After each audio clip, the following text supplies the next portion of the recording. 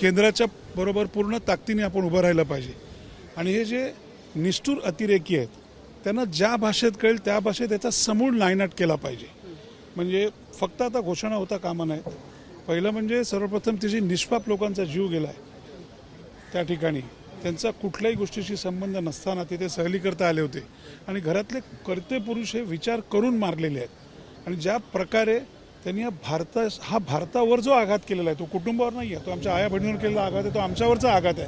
त्याचं उत्तरसुद्धा केंद्राने एवढंच कडक दिलं पाहिजे की पुढच्या 10 पिढ्या लक्षात ठेवलं पाहिजे. हातामध्ये प्लास्टिकची बंदूक उचलताना सुद्धा त्यांना जितकं कठोर शासन करता येईल आणि टोकाची भूमिका घ्यायची. आणि पाकिस्तानी आता बास झालं.